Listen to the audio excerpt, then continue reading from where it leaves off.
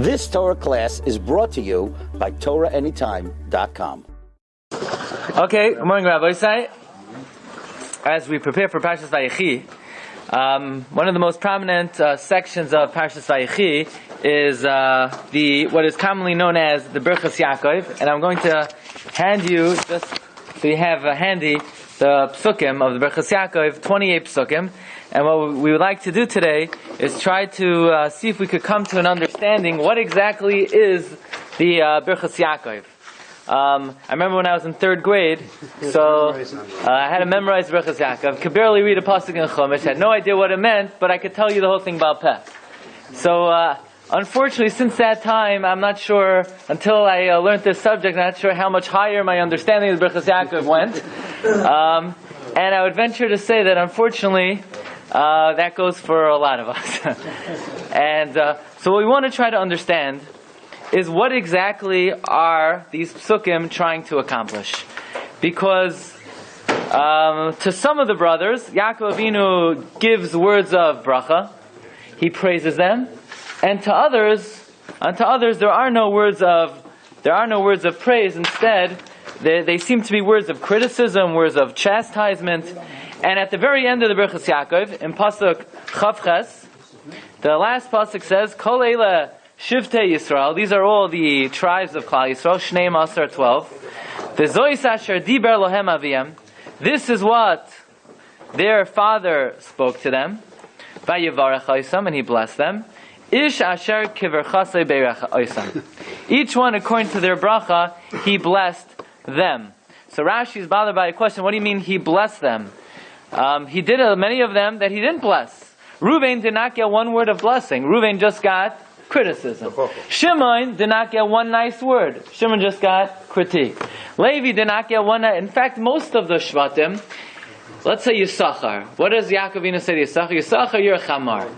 Now, I don't know about you, but I'm not sure if that's really divrei. You have to understand what that means. You know, dun. Dun is a shvifein alei derech. Dun, you're a snake. What is that? Is that a bracha? Is it a klala? Is that rebuke?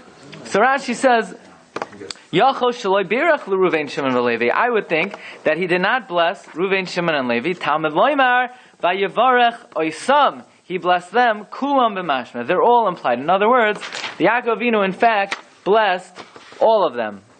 And Rashi continues, Beirach oisam. He blessed them. It should have just said Beirach oisai. Each one got their specific, unique bracha. Why does it say Beirach oisam?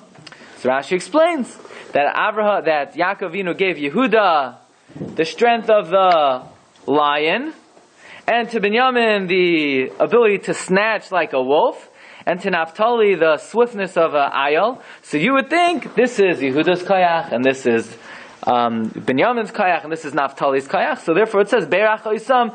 They all have all the above mentioned kayachos. In other words, they all have the kayach of the ari. They all have the kayach of the ze'ev. They all have the kalos of the ayil. So Rashi seems to be saying that there is an element of bracha over here. And all the brachos are all inclusive. They all got some of everybody's bracha. On the other hand, Rabbi Isai, we find that aside from the fact, now to say that it was bracha is very hard to understand, because Reuven does not really seem to be getting one word of bracha, nor Shimon, nor Levi, and for that matter, almost none of the brothers seem to be getting brachos. Maybe Yehuda, maybe Asher. Let's say Zevulun. What does Yaakov tell Zevulun? Zevulun, l'chayf yamim yishkain. You dwell by the water, like, go jump in a lake. You dwell by the water. What is that supposed to mean? Is that a bracha? But real estate is better near the water? What's the bracha of Zevulun? And the Ibn Ezra learns in the beginning of the Birchas Yaakov, Vayikra Yaakov Abanav, Vayomer Heyasvu Va'agid Alachem Es Asher Yikra Eschem Yachras Hayamim. Gather, and I'll tell you what will occur to you at the end of days. And the Ibn Ezra comments that what's happening here is Diber Hanavi La'asid. Yaakov Avinu, the prophet, is telling his children what the future has in store. V'tau, and it's an error, it's a mistake. Ha'imrim shehem birchos shehem brachos. Whoever says that Birchas Yaakov are brachos, they're making a mistake. These are not brachos. These are futuristic prophecies. It says Ibn Ezra, V'tau ha'imrim shehem brachas. It's a mistake to think they're blessings. Ba'avur shamatzoi b'soif v'yavarech oisam. Because, why would someone make that mistake? What led them to make that mistake? Because at the end of the brachas Yaakov, it says he blessed them. V'ayeh brachas Reuven Shimon Levi. It says Ibn Ezra, if they're brachas, Reuven doesn't get a bracha, Shimon doesn't get a bracha, Levi doesn't get a bracha. Rather, what are they? V'al derech hanevua amar. But rather, this was all said as a matter of prophecy. V'zois asher diber lohem avihem v'achar kach beresu. In other words, like this: it is a mistake. There is no such thing as berchas Yaakov. Okay, so when they made you memorize in third grade, so besides the fact that I don't know if third graders need to be memorizing berchas Yaakov, it's not even called berchas Yaakov. It's not what it is. They're not brachas. Ibn Ezra says it's an error. Rather, this is nevuah, it's prophecy, because to say it's brachas, Reuven didn't get a bracha, Shimon didn't get a bracha, Levi didn't. At the end they got a bracha, but the crux of the 28 psukim are not divrei bracha, but rather it's nevuah. What we would like to examine today is, Rashi says they got brachas, Ibn Ezra says they got prophecies. The Abarbanel, who, in my opinion, is offering us an approach, a thematic approach that explains what all the psukim are doing. In other words, you want to say they're brachas, but Reuven, Shimon, and Levi don't get a brachas. You want to say they're nevuah, many of the brothers are not receiving any prophecy. Is there any one approach that could explain that Yaakov Avinu is doing one thing to all the brothers, whether it's bracha, whether it's nevuah? In other words, the Abarbanel, and we're going to give us some biographical information about the Abarbanel momentarily.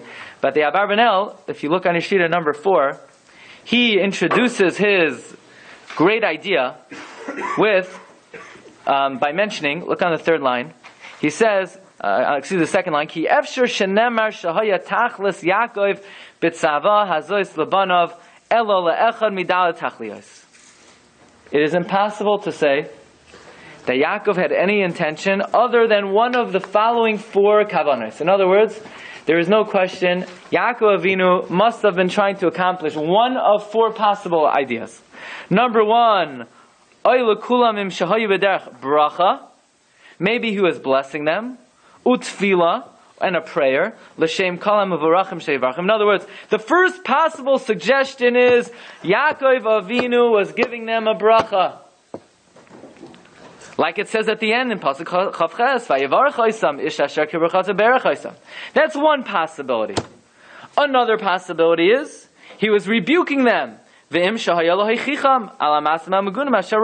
Avinu, he's on his deathbed and he sees in the future all the brothers, all of his children, and he looks into their personalities, right? The Arizal could look at your forehead and tell you every Avera you ever did.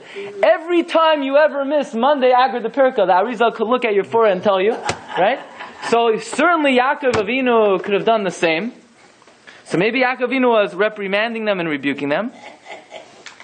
Or maybe he was just telling them prophecy. Maybe he was giving them prophecy what will be in the future. Or number 4, maybe Yaakov Avinu was giving them real estate advice. You always need a father to give you real estate advice. Where should you locate? Where should you buy? So Yaakov Avinu was saying, Zvulun, check out the seashore. You know, Asher Me'asher Shmeina Lachma. You take the fertile area of Eretz Yisrael.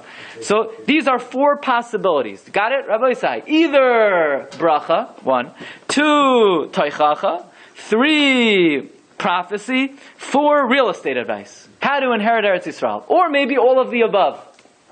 But says the Abarbanel, none of these possibilities are correct. It's none of the above. None of the above. Why? To say that he was giving them a bracha? Like it would appear, Yehuda got a bracha, Dan got a bracha, Asher gets a bracha, Yosef gets a bracha, but as to Abarbanel, Reuven gets no bracha. All Reuven just gets Iber and cup. That's what Reuven gets. Pachas kamayim al toisa. You're too impetuous. Well, that's not a bracha. Shimon and Levi, klei chamas mecheroseim. You're violent. That ain't no bracha. Yisachar, you're a chamor. I don't know what that is. God, Gedud Yigudenu v'hu Yagud Akev. You know, it's a good tongue twister. But it's not a bracha. Binyamin Ze'ev Yitroif, right? I don't know if you heard it. We had a Shiur. Rabbi Ephraim learns that Binyamin was a werewolf. Okay, but we're not going to discuss that now. But I don't know if that's a bracha. So it can't be he was giving them a bracha. Elamai, he was rebuking them, like it would seem. Reuven got rebuked. Shimon, Levi, Yisachar, Binyamin. Yehuda didn't get any musar. Zevulun doesn't get musar. Zevulun, Yaakov says, take a vacation by the seacoast. Done. Asher, you're a good baker. He doesn't get rebuke. Yosef, Naphtali, they don't have teichacha. So you can't say it was bracha. You can't say it was rebuked. Elamai, it's just prophecy. Yaakov Avinu is telling them, what they could expect in the future. Like it would appear, Yehuda got prophecy, Dan got prophecy, Gad got prophecy, Asher, Binyamin, but Reuven's not getting any prophecy. Shimon's not, Levi's not, Naphtali's not. Elamai, they're getting real estate advice, like it would seem from Yehuda and Zevulun, but nobody else is getting real estate advice. So says the Abarbanel, this is a very difficult 28 psukim in the Torah. What is it? It's not bracha, it's not teichacha, it's not nevuah, it's not real estate. I mean, it almost seems like it's random. Yaakov Avinu says, Reuven, you're getting rebuked. Shimon, you get rebuked. Yehuda, you get prophecy. He gets real estate advice. I mean, obviously not. Obviously, if this is what Yaakov Avinu said in his last moments, there must be some common thematic approach. There must be one mahalach, one way to explain how all the psukim are really Yaakov conveying one idea to all of his children. And the question is, what is it? What is Yaakov conveying to his children? Other questions that Abarbanel wants to address is that Yaakov Avinu tells Yehuda, Loi Yasur Shevet mi Yehuda, that the staff will not be removed from Yehuda until Ad Ki Yavai Shilai, which many Rishonim learn to mean that kings will come from Yehuda. So Abarbanel asks, not true. What do you mean kings will always come from Yehuda? Which king from Yehuda is ruling over us today? Right? We haven't had kings for 2,000 years. Which king ruled over the Jewish people from the time of Yaakov Avinu until David HaMelech? Who was the first king of Klal Yisrael? Shaul. He wasn't from Yehuda. After David and Shlomo, it was lost from Yehuda. Yeravam was the king, yeah? And throughout history, we barely had kings. David, Shlomo, and Malchus Beis David lasted a couple of generations. But what does it mean? Lo Yasur Shevem Yehuda. What does it mean? What does it mean? Says the Abarbanel, the brachos to Yisachar and Dan are beli Havana. What is Yaakov telling Yisachar? You are a bony donkey. Not just a chamor, not a regular chamor, a chamor gorem. What is that? Is that a bracha? I mean, depending who you tell it to, it could be a bracha. Depending who they are, to some people, maybe they'll take it as a bracha. What does it mean? What does it mean? Done. Shafifain alei derech. You're a snake on the road? With compliments like that, who needs criticism? And then in middle of done, how does Yaakov Avinu conclude done? Leishua secha kivisi Hashem. What's Yaakov Avinu doing? He's saying Kriya Shema Lamita in the middle of the Berachas Yaakov. What's Leishua secha kivisi Hashem? Kiddush Levana? What does that got to do with anything? Why doesn't he say Lishuas Hashem Kivisi? Why you could do it 3 ways? What is that doing in the middle of the bracha of Dan? Okay, so the Abarbanel is unique from all the Mefarshim, where he learns really a beautiful, incredible pshat to explain a thematic approach in what is commonly known as the Berachas Yaakov. Now, I want to tell you a little bit about the Abarbanel, a little bit about his history, and then you'll appreciate where this is coming from. First of all, the Abarbanel was born in the year 1438. Kuf Tzadiches, 1438. He was born in Lisbon, which was the capital of Portugal. Okay? He was born in Lisbon, the capital of Portugal. As a young man, he writes the Ateras Zakenim. And from there, what happened was, he's in Portugal. King Alfonso appoints him the minister, the finance minister of Portugal. He writes in his introduction to Sefer Yeshua that in 1481, King Alfonso dies. Okay, who takes over King Alfonso? He's succeeded by his son, Wao II. And Wao II is the first day on the job, he executes all of his father's ministers and officers. That's what they used to do. Because in the olden days, in the the internal palace was always a dangerous place for the king. They're always looking to knock off the king. So the first thing he does is he wipes out all of his father's ministers. And then Abarbanel gets a letter in the mail, and King Waho invites him for a special meeting. So he figures that, you have to go to the meeting. So his friends tell him, look, King Waho is not looking to chazer over with you, Masechta B'chayros over here. He already wiped out every last minister of his father. You're next. So Abarbanel hears word. He flees from Portugal. As King Wao's servant's arm was about to grab the cloak of the Abarbanel crosses the border into Spain. Okay? The last moment. He comes to Toledo in 1483. He writes in his introduction to Sefer Melachim that already it's in the works, the plan to expel all the Jews of Spain.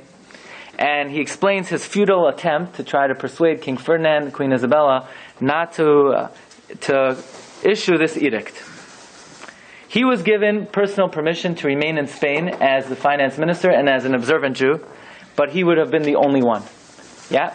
Now there are many historical accounts of how many Jews were expelled from Spain. Some say 200,000, some say 250. Abarbanel's account is the highest account. He writes 300,000 Jews were expelled from Spain in 1492. He leaves Spain. He comes to Naples. Comes to Italy. Now in the course of his travels, he loses his manuscript on Sefer Devarim. His only manuscript. Happens to be he meets a Jew in Naples who copied the Abarbanel's manuscript on Devarim when they were together in Spain, and the Abarbanel was able to republish his work on Devarim. Now the Abarbanel writes something quite amazing. He comes to Italy.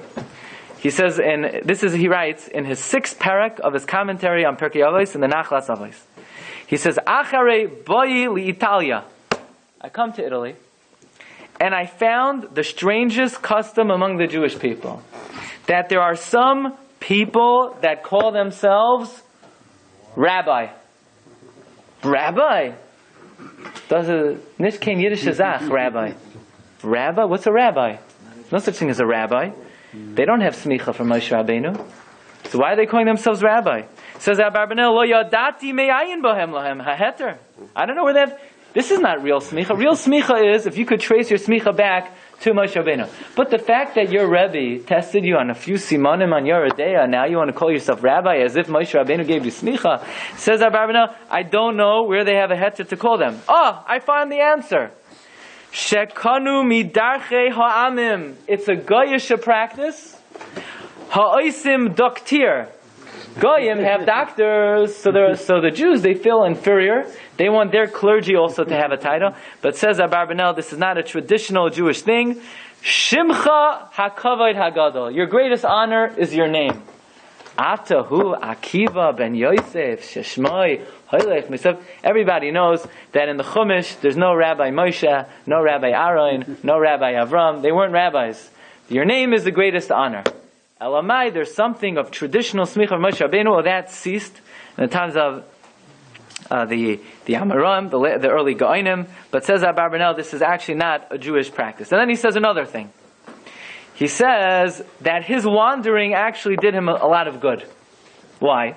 He says, Kol hayomim shal yisi b'chatzeres hamlachim. He says, while I was the finance minister in Portugal, in Spain, Loi hoya li pnai la'ayin b'divrei Torah. I didn't have time to learn. V'lo yadati sefer. I couldn't even open up a sefer.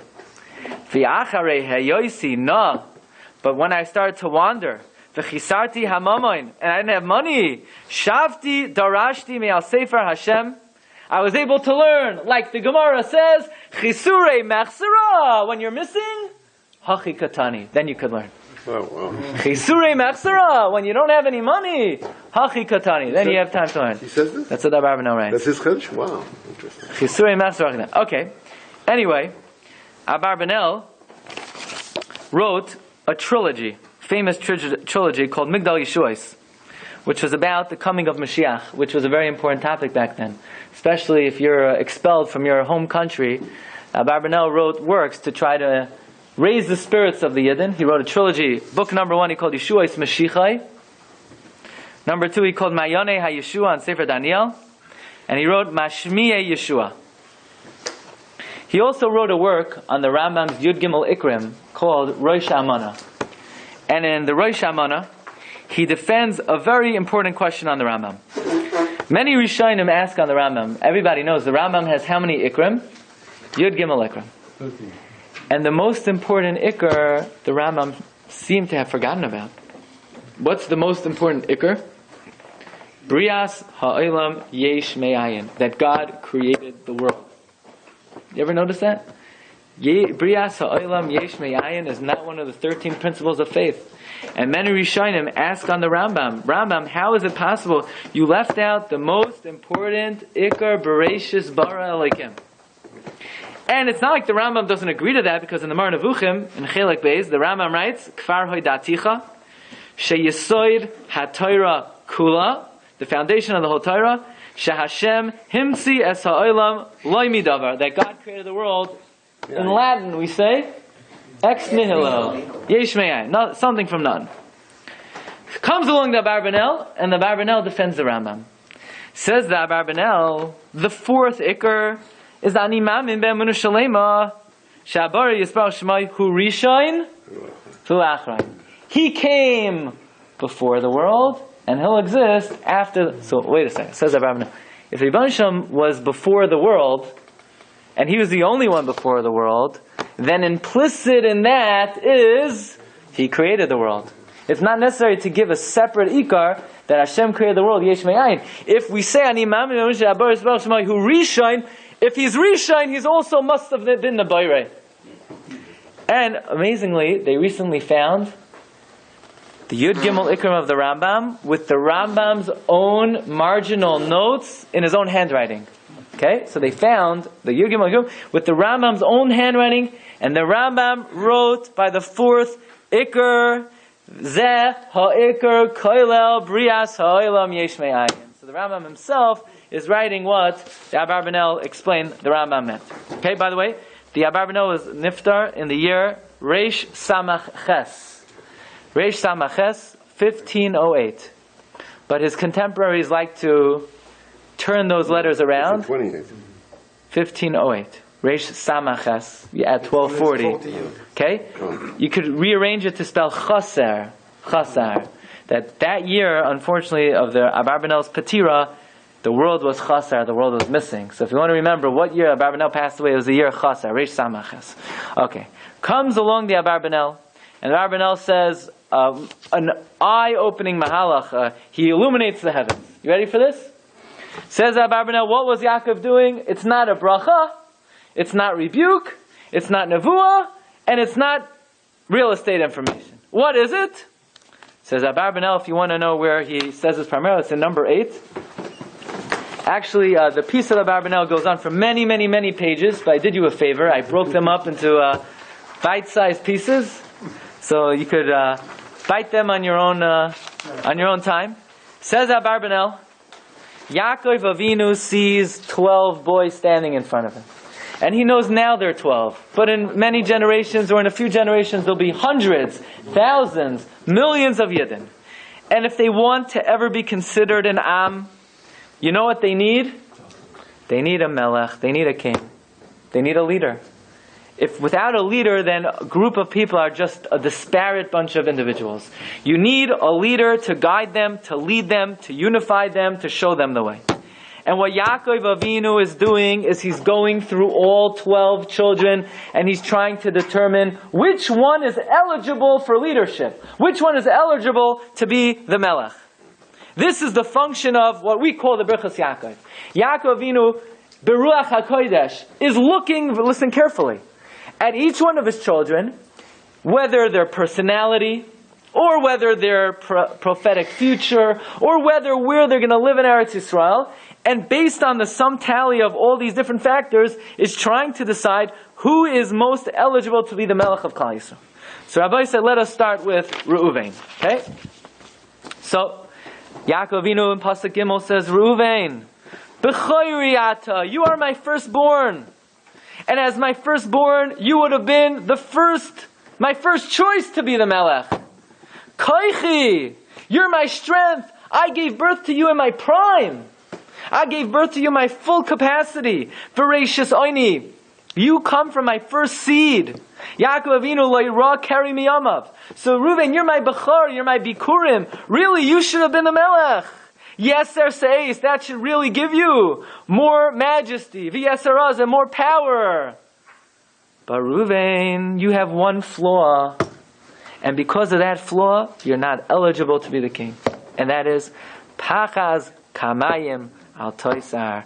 You are impetuous. You make rash decisions. I'm not criticizing you. No. I'm not chastising you. And I'm not giving you musar. I'm just laying down the facts and explaining to you why you don't have the personality that cut out to be the king. Sometimes you have to be impetuous. Sometimes in life, you got to jump on an opportunity. You have to, don't be so overly analytical. Sometimes you got to go for it. Yeah, but that's not for the king. That's not the personality for the king. A king has to have a degree of level-headedness. He has to be able to approach something. The pasuk says, "Melech b'mishpat yamoid eretz." A king has to do things with justice, with patience. He has to see all the sides. Yaakov is saying, "Reuven, I love you.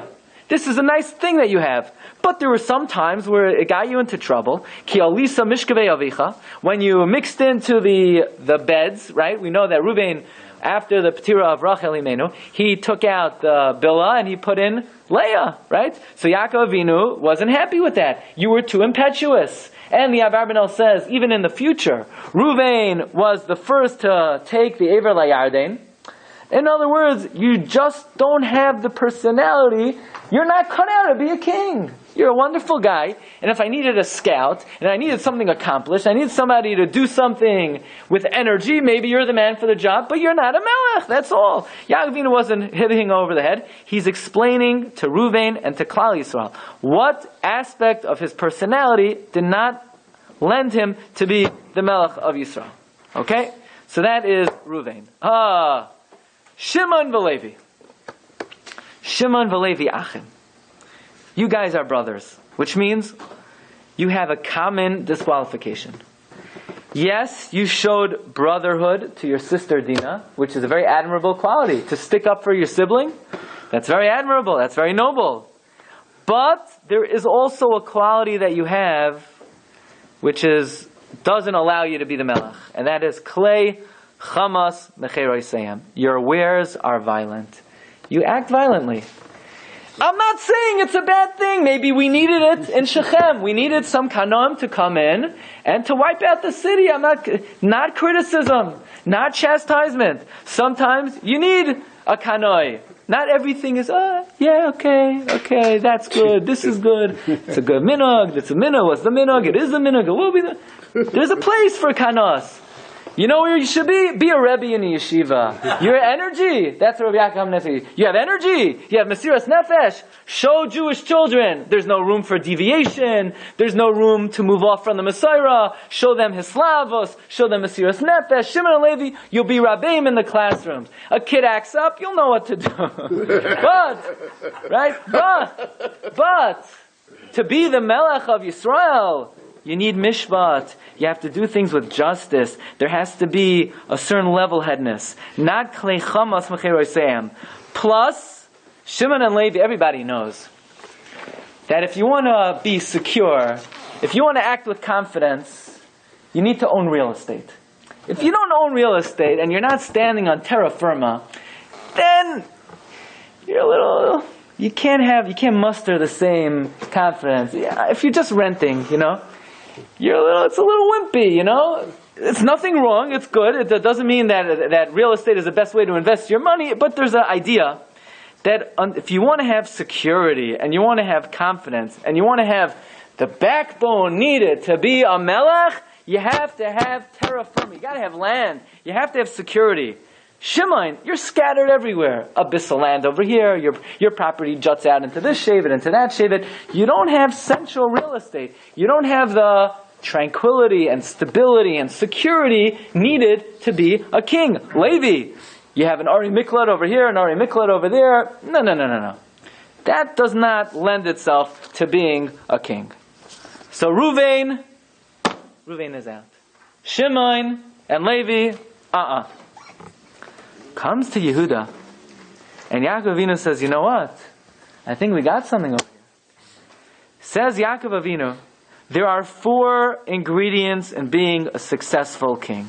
Number 1, you see, anytime you make a king, anytime you make a leader, the first thing that you have to worry about is kinna, jealousy. Because who are you to be above me? We're all the same. We're all equal. We're all family. We're all cousins. Who are you? Who do you think you are to be the leader? By the way, the Abarbanel writes that even though in general there's jealousy, but the most jealousy exists among siblings. Right? It's well known. That as much as you're jealous, the most jealousy is among brothers and sisters. Why? Exactly. Why? Because you say to yourself, we come from the same father and mother. We grew up on the same frosted flakes. We have the same parents. We went to the same yeshivas. We went to the same camps. So I have the same talents that you have. Who do you think you are to be my leader? But Yehuda, look at you.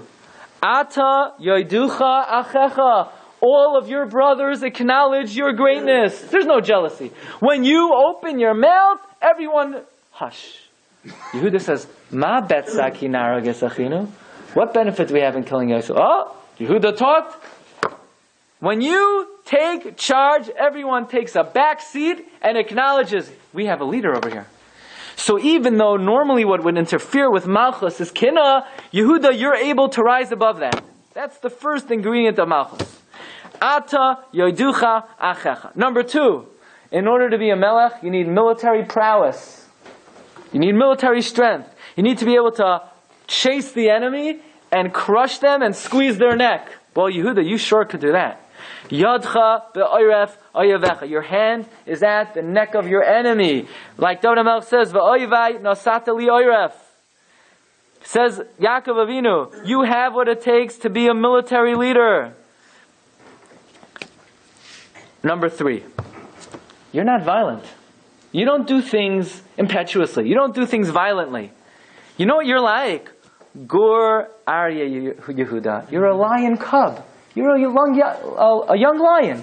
A young lion is playful, is strong, but is not violent, is not aggressive, doesn't tear apart its prey. You are like a young lion, not klei chamas mecheroseim, but you have the tranquility, the calmness to execute rash judgment, to execute level-headed judgment. But in a way, Yehuda, you're like an adult lion. Kara ravat ka'arye uchelavi mi yekimenu. You're like an adult lion. You have stability. You have endurance. You have strength. And therefore, Yehuda, you have what it takes to be a melech. You have the 4 ingredients. Number 1, the brothers are not jealous of you. Ata yoiducha achecha. The brothers acknowledge you. They praise you. They trust in you. You have their respect. Number 2, you have military prowess. Yadcha ba'oref oyevecha. Lion of Judah. Right? Thank you. Your hand is at the neck of your enemy. Number 3, but you're not violent. You're like a young lion cub, like a playful cub. And you have the endurance, number 4, and stability of what's required to be a king. Says the Abarbanel, and this is also very important.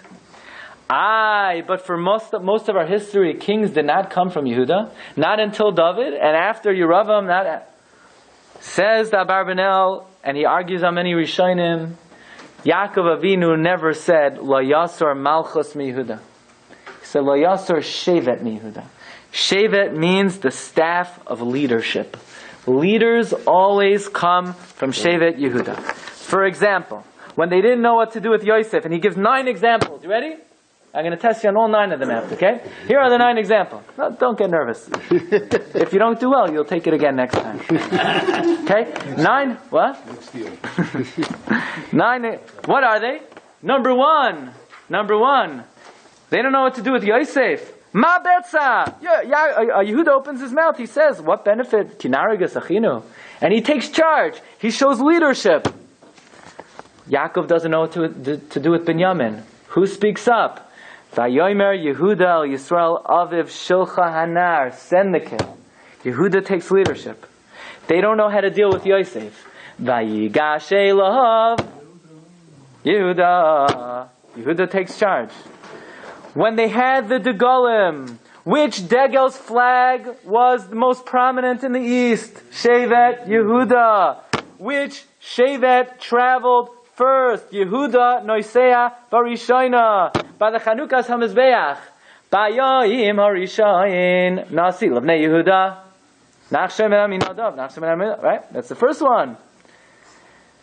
Who jumped in first? Who was in charge of... Okay, good. Yeah, that's a good one also. Nachshem and Aminadav jumped into Yamsuf. Very good. Here's another one. When they were distributing Eretz Yisrael, Elazar HaKohen, Yeshua ben Nun, and Kaleb ben Yefune Lamate Yehuda. When they conquered Eretz Yisrael, Yehuda Yale B'tchila. In the days of Shaul, when they counted Klal Yisrael, they counted Yisrael and Yehuda separately. When they attacked Amalek, Yehuda is counted separately. Says Abarbanel, throughout history, in every single generation, the leaders of Klal Yisrael come from Shevet Yehuda. And especially when David and Shlomo were the kings, this was even more pronounced. But the promise is not that the kings will be from Klal Yisrael. It's the Torah leaders will come from Shevet Yehuda. Says the Abarbanel, even in the times of the Chashmonaim, the leader of Klal Yisrael, there was a Nagid in Yerushalayim from Shevet Yehuda, who was the head of the Jewish people. He says,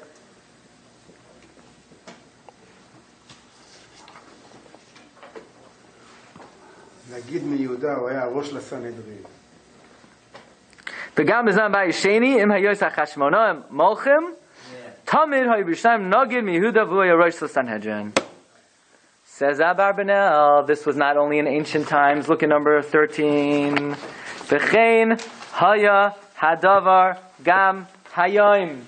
Even today, Begalos ha'aruch hazeh. Number 13, bottom left-hand side of the page.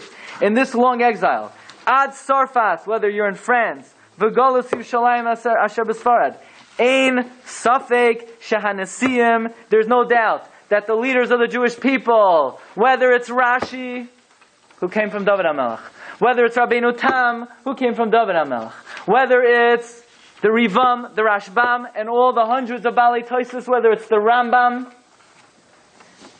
or whether it's today, Gedolei Yisrael today, whether it was Rebbe Yashiv, or whether it was Rebbe Vadi Yosef, these are all descendants of Shevet Yehuda.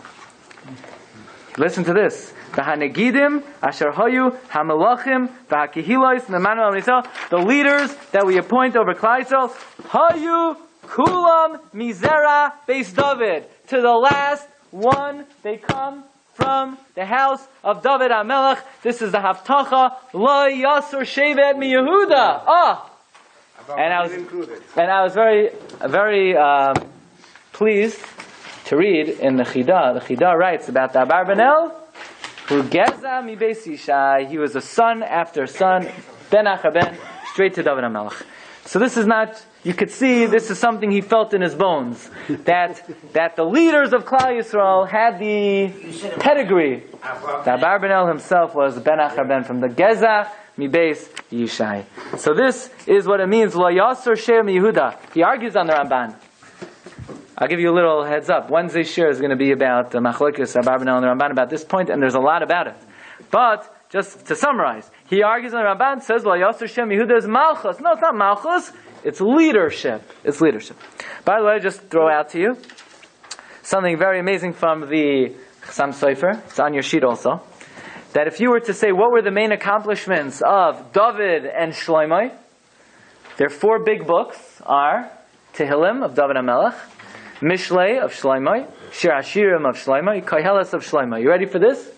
Yehuda, Ata Yoiducha, you will praise. What sefer is that? Tehillim. Yoiducha, Yud-Cha. There are 10 types of praises, and it was composed by 10 Chachamim. Lo Yasur Shevet Mi Yehuda, Rashi Tevois, Mishlei. Ad Kiyavoy Shiloi, Shiloi Rashi Tevois, Shir Hashirim L'Shloimoi. V'lo Yikahas Amim, Yikahas is like Koheles. Says Chassam Sofer, how do you remember this? These four books are the four big accomplishments of David and Shlomo, V'nachal Adanecha Sashkem. They feed us sweet waters. Sashkem, Tehillim, Shir Hashirim, Koheles, Mishlei, Tehillim, Shir Hashirim, Koheles, Mishlei. Okay, back to Zevulun. Back to Zevulun. You could come back. You know, it's good to, yeah? Yeah? Yeah? Okay. Okay. Now we're back to Zevulun. Now let's go back. Now Yaakov is going through the rest of the children. Zevulun. Here's the thing. Zevulun, you're a great guy. You're a businessman. You live by the seacoast. Now, business is a wonderful profession, but says the Abarbanel, Ein roi sheyia soicher. The king cannot be a businessman. Ki cherpa hila. It's bad. Imagine if you have an audience with the king, and the king, opens up his jacket. He has like 10 watches inside. You want to buy a watch? Yeah. Imagine, you come to the king, and he goes like that, and he has like 20 watches up, and you want to buy a... It's not the right mix for the king. It's wonderful. Business is a good profession, but it's not appropriate that the king, someone comes to the king, he's talking about, foreign affairs. The king said, by the way, afterwards, I have a good deal. We'll talk about it later. It's not okay. Is that a town for 6 months? What? Is that a town for 6 months? Yeah, okay. Abarbanel. It comes back to Abarbanel. Yisachar. Says Abarbanel, Yisachar chamar gorem. Chamar gorem means like this. Chamar gorem is, Yisachar enjoys to work on his land next to his home. He likes to put in a hard day of work, and he comes home, and he enjoys the rest from his work, and he learns. Yisachar likes a job close to the house, and then he comes home, family time. He likes to work, he likes to rest, he likes consistency. He does not want the rigmarole. He doesn't want the tension of royalty. He doesn't want to be on call 24 hours a day. Yisachar says, leave me alone. I have a nice piece of field next to my house. I work it honestly. I work it loyally. I put in a full day. I sweat. I come home. I rest. I learn. But this is not the characteristic and the type of attitude needed for a king. In fact, Yisachar is a loyal citizen. What does it say about Yisachar? Take a look on the sheet. Yisachar chamar gorem. Vayar menucha kitov. He likes to rest. He likes his land, so he works the land. Vayehi lamas oived. He pays taxes.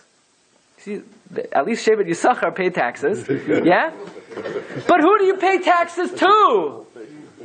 The king. That means he is cut out to be in service of the king. He pays taxes to the king. But he's not cut out to be... Comes along Dun. And Dun is almost there. Rabbi said, Dun is almost there. Number one, Dun yadin amai. Dun could judge. He has justice. He has the level-headedness. But, ke'achad shiftei Yisrael.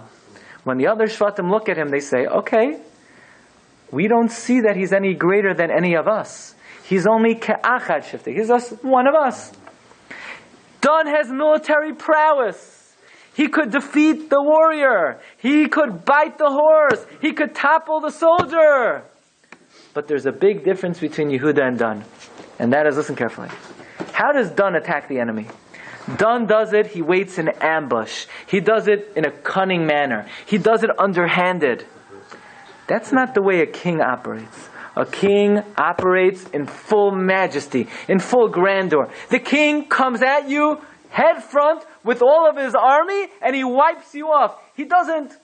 When somebody doesn't have the strength, when somebody doesn't have the resources, he has to do it in a cunning, underhanded way.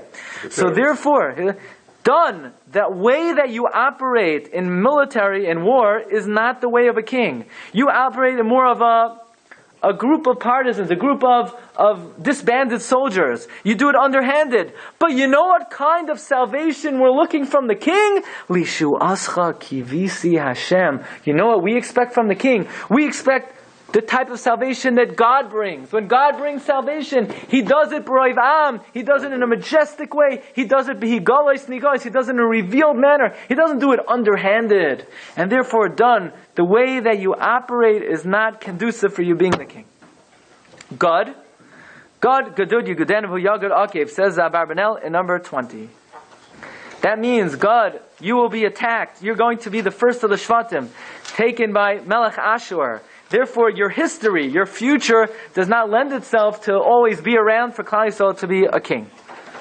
Asher, may Asher shmeina lachmai. Asher, you're a good baker. You make good cakes, good rolls, good danishes. You could provide danishes to Agra de Pirka. But, V'hu yitain madani melech. The king is not a baker. You're a good baker, and guess who you're going to be baking for? The melech. V'hu yitain madani melech.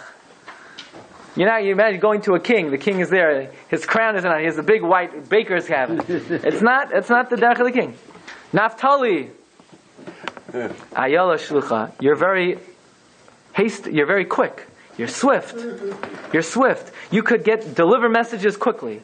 Hanoise nimrei shafar. You speak very well. These are all good characteristics of someone in service of the king. You could deliver quick messages. You could receive quick messages. This all lends yourself to be in proper service of the king. What about Yosef?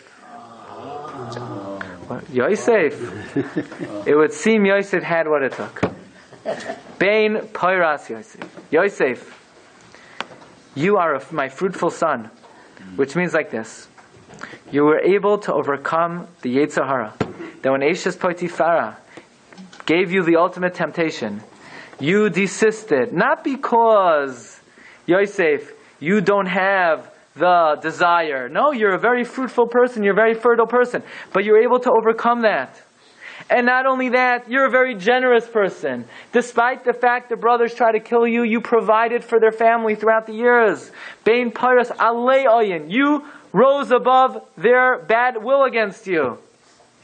And really, you should be fit to be the king. But there's one problem.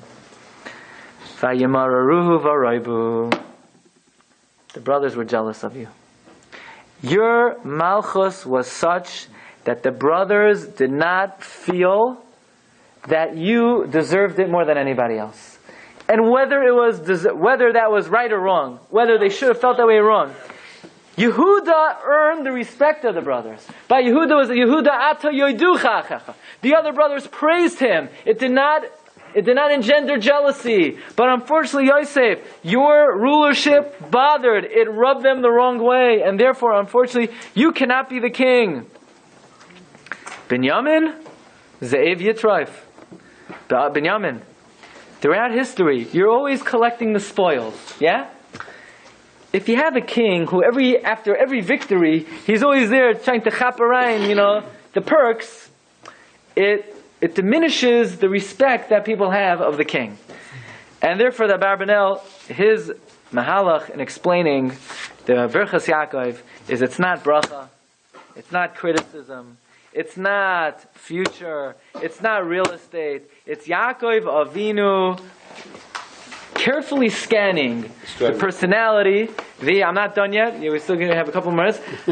He's carefully scanning the personality, the future, the characteristics of all of his sons, and coming to the conclusion that there's only one boy over here who's right to be the king. He has the four ingredients, and that's Yehuda. Number one, Ata Yoiducha. All the brothers acknowledge you. They're not jealous of you. Number two, you have the military prowess. Yadcha ba'oref hayevecha. Number three, you don't have klei chamas. There's no violence. It's with a level-headedness, and you have the stability and endurance. So what you'll find is some of the brothers, their future disqualifies them. Some of them, their nature disqualifies them. And some of them, their land in Eretz Yisrael disqualifies them. So with this, Rabbi say, perhaps we could try to conclude and explain the following. Why is it so important at this time in history for Yaakov to appoint a king? Because after all, they will not have a king for many, many hundreds of years. Why all of a sudden now you have these 12 brothers? There's no king in the Midbar. When they come into Eretz Yisrael, there's no king. Why is Yaakov grooming the king right now? And for this, we have to understand a very important principle in Jewish history. So he's a leader, not a king. That's what Lo Yasser Shevet Yehuda is. But what Yaakov Avinu is doing now is appointing Yehuda. Why at this juncture in time? we find in Parshas Vayechi, as Yosef is being sold down to Mitzrayim, so it says Yosef goes down to Mitzrayim, and there's an interruption in the Yosef story. The story with what? Tamar. The story of Yehuda and Tamar. So you have Yosef goes down to Mitzrayim. Then you have the story of Yehuda and Tamar, and then back to your regularly scheduled Parsha, right? At the end of that, after Yehuda and Tamar, you have back to Yosef and Mitzrayim. Why do we interrupt Yosef and Mitzrayim with the story of Yehuda and Tamar? In fact, the Medrash Rabbah, look at number 27, that it says Vayehi ba'isahi, that when Yosef was sold, so the Medrash says it was at that time. So the Medrash comments on the fact that at that period of time, the brothers were busy selling Yosef. Yosef was wearing sackcloth and fasting over his very terrible predicament. Reuven was fasting and wearing sackcloth. Yaakov was fasting and wearing sackcloth. Yehuda was fasting and wearing sackcloth. Yehuda was marrying a woman, and the Rebbeinu Shalom was creating Mashiach. So while Yosef is being sold down to Mitzrayim, in the middle of the story, we have the story of Yehuda and Tamar, and Mashiach is coming. Malchus Beis David. What's the meaning of this? So the Shalach HaKadosh tells us an important rule in the Hashgacha of Hashem.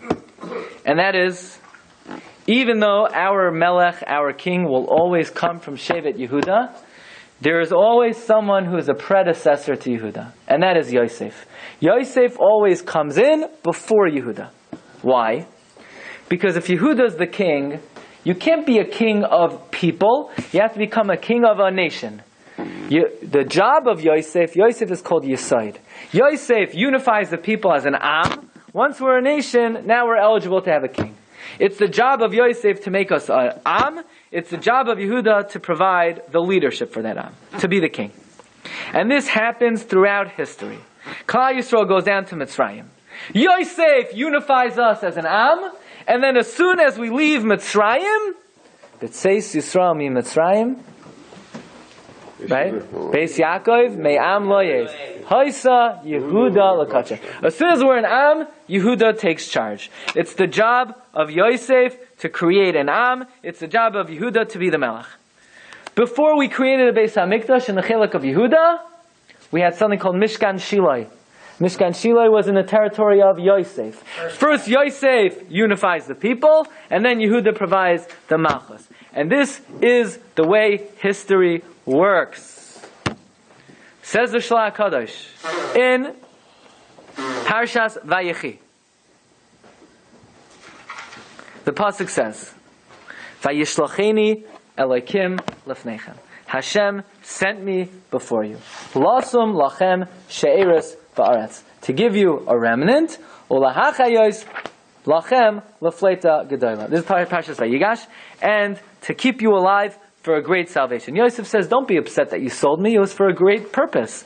The purpose is, listen carefully to the psukim, Vayishlacheni Elokim lefnechem. God sent me before you. Lasum lachem she'eres, to give you shirayim. Ulahachayos lachem lefleita gedola, to give you a great salvation. So the Shalach HaKadosh asks, it's a little bit of a stirum in Eovei. First Yosef says, my job is to give you she'eres. She'eres means a remnant. And then, lefleita gedola, and then to give you a great salvation. Which one is it? Is it to give you a remnant, or is it to give you a great salvation? Well, says the Shalach HaKadosh, there are two times in history that Yosef takes care of Klal Yisrael and provides them the stability needed to appoint a Melech. First, in the times of Shaul. Shaul, who came from Yosef, Shaul borrowed the Melucha. Why is he called Shaul? He's not the real king. He's just Shaul. He just borrowed the Melucha in order to solidify Klal Yisrael. And then who's going to be the king? David. But that didn't really last too long. Malchus Beis David back then did not last too long. That's because Yosef took a little bit too much. He borrowed it a little too long. So it was only called she'eres. That's the first job of Yosef. The first thing Yosef says is Vayishlacheni Elokim lefnechem lasum lachem she'eres. But Yosef says, don't worry. The second time I come back, I'm going to make sure I do a good job. And that's in the Yemais HaMashiach. There's something called Mashiach ben Yosef, and there's something called Mashiach ben David. In the times of Mashiach ben Yosef, Yosef will not take any melucha to himself. He's going to be Moiser Nefesh. Mashiach ben Yosef dies in battle. In order to establish Klal Yisrael, to make them eligible for Malchus. In order to make them eligible for the king. This is what Yosef says. Vayishlacheni Elokim lefnechem lasum lachem she'eris. Hashem sent me to give a remnant. That's the first time in the times of Shaul. But la'asid lavai, it's going to be lefleita gedayla, for a great salvation. So now we can explain very beautifully. Here Yaakov Avinu's on his deathbed. He sees all the 12 sons around him.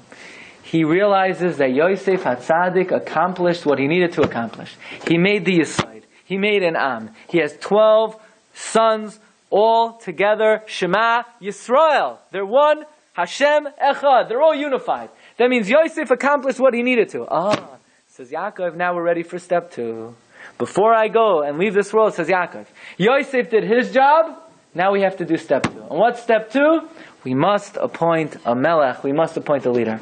That is why when Yaakov sees all the 12 sons around him, and he realizes that Yosef established the Yesod for Klal Yisrael, now we have to appoint a melech. And Yaakov says, Ruvain, sorry, you're Pachas Kamayim. Shimon and Levi, sorry, Klei Chamas Mechereseim. Yisachar, Zavulon, you're a businessman. Yisachar, you're a working man. Dan, your type of military is underhanded. God, you're going to be exiled first. Yosef, the brothers were jealous of you. Binyamin, you take spoils. The only one eligible is Yehuda. Yehuda, the brothers acknowledge you. Yaducha achecha. You have the military prowess. You have the level-headedness. You have the stability and endurance. You, therefore, are going to be the progenitor of Malchus, Beis David, and La'asud Lavai, Melech HaMashiach, Sheyava B'mher V'yameinu. Amen. You've just experienced another Torah class brought to you by TorahAnytime.com.